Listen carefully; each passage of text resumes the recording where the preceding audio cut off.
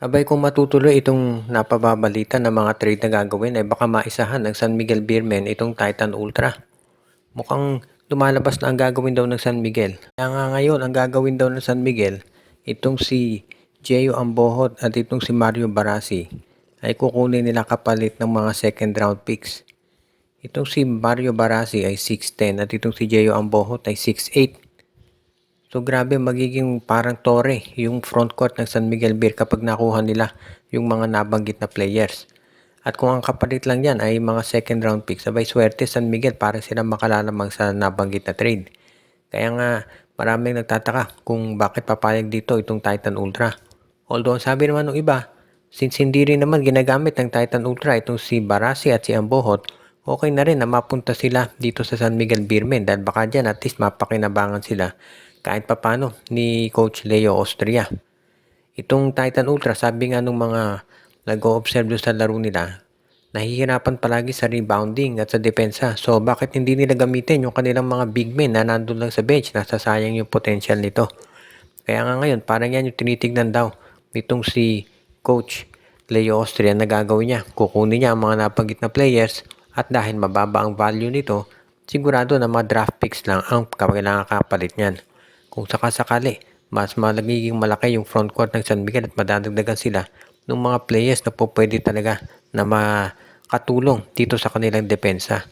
Kaya nga hindi naman natin inaasahan na magiging malaking scorer ditong si Barasi at itong si Gio Ambohot.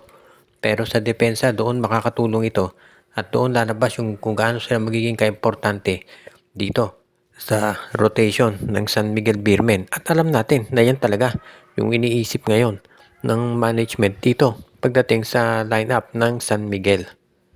Ito namang Rain or Shine Elasto Painters daw na hindi interesado doon sa mga teams na gustong makakuha dito kay Adrian Nocum.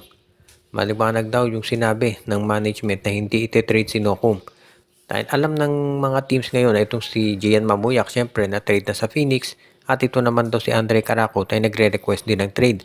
So, sumusubok ngayon yung mga ibang teams kung sakasakali na baka si Adrian Nocum daw ay maging available din for trade. Pero so far, ang sagot daw ng Rain or Shine ay hindi ito ibibigay sa trade kahit kanino pa. Siya raw ang magiging, sabihin nating face of the franchise nitong Rain or Shine. Kaya mukhang hindi nila pakakawalan itong si Adrian Nocum. Ngayon, kung sakasakali nga, yung ibang mga players ng Rain or Shine, posibleng matrade yan. Pero itong si Nocum daw hindi. Balita natin marami daw mga teams ngayon ang tumitingin dito sa Rain or Shine dahil usually kasi ang situation dito sa Rain or Shine kapag yung mga top players nila ay humihingi na ng matataas na salary, ang ginagawa ng Rain or Shine, tinetrade na yan kapalit ng mga first round draft picks. So kahit paano palagi silang magiging competitive kahit mawala ang mga top players nila at isang nagiging kapalit mga first round draft picks. So parang yun ang nagiging cycle dito sa Rain or Shine.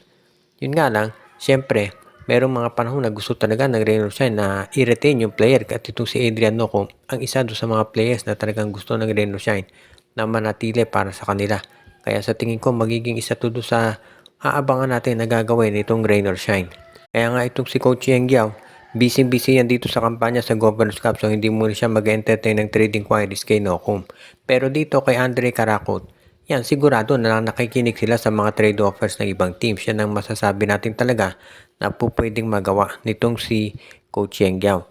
Yung trade offer dito kay Caracot, sigurado na i-entertain yan nitong Rain or Shine para makakuha ng mga magagaling na player.